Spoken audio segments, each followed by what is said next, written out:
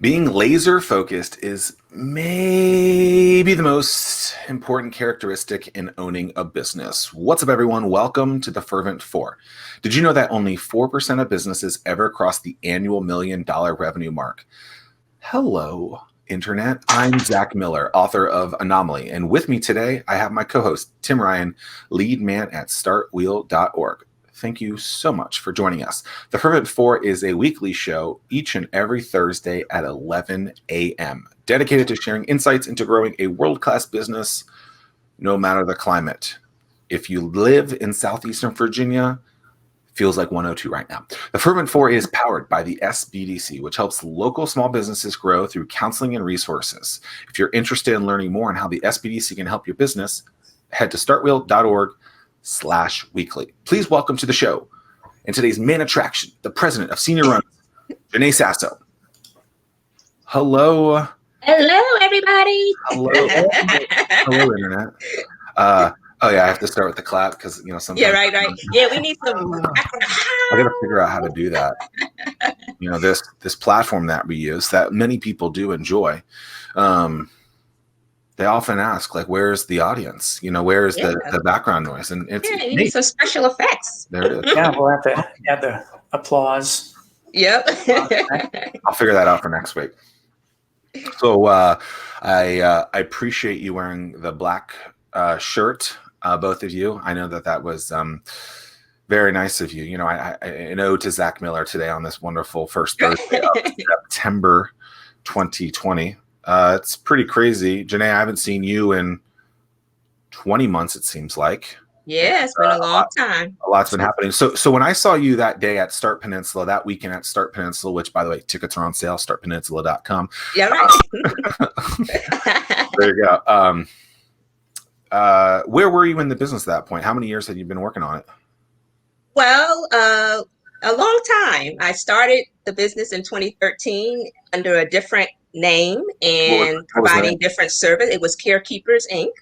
That's still our corporate name, but we just switched it up and just do a DBA now. So same corporation, but at that time we were not doing transportation. So when you saw me last, we were just kind of getting some momentum going to kind of test the market and see what the response would be. So that's where we were at that point, just testing it out, just trying to see if it's going to fly. So that we can continue to stay in business. So what was not transportation? What was it before? Well, my whole vision was to provide services that supported family caregivers. Those of us that were like myself, that were working, trying to raise a family and just do life, but also had the additional responsibility of caring for someone that was ill. And so for me, I had done that whole run probably about 5 or 6 times by the time I started my business. So I was one of those people that just got inundated with reality that there wasn't much out there to support us. And even the term caregiver wasn't even something that you could self-identify with. As you took care of your loved one, you went to the doctor, they didn't ask about you, they didn't say, wow, you look exhausted, you've got pneumonia, like you need to rest. None of that came up. It was all about the patient and what they needed. So once I got past that point in life, my husband and I, who had never been able to live alone since we've been married in our own home, because we were always caring for someone, looked at each other and said, we don't have anybody else to take care of. I mean, we have children, but that's not quite the same.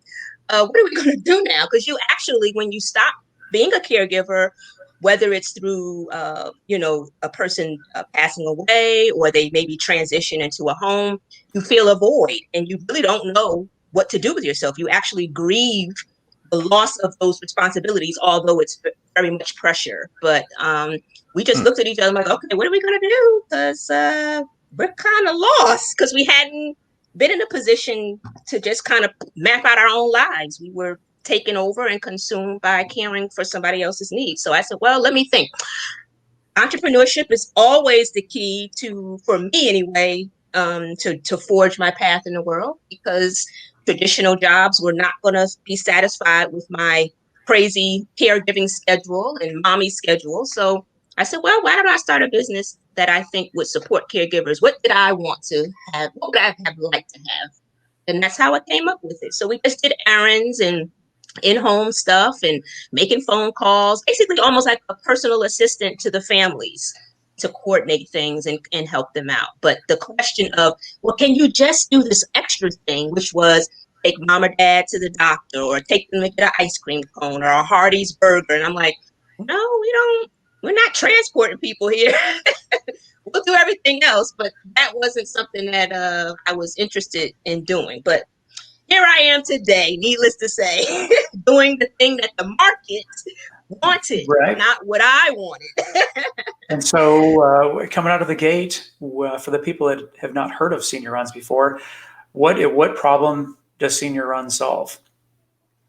We are the mobility and care solution for aging adults who cannot just not drive anymore, but also cannot do so independently, meaning other services like public transportation, taxis, Ubers, even some community-based services require a certain level of independence. You need to be able to think clearly. You need to not need too much assistance with your mobility. Like nobody's going to be there to undo your wheelchair or to make sure you're using, which we go through a lot, making sure the person actually uses their rollator or their walker, because in their minds, they're fine.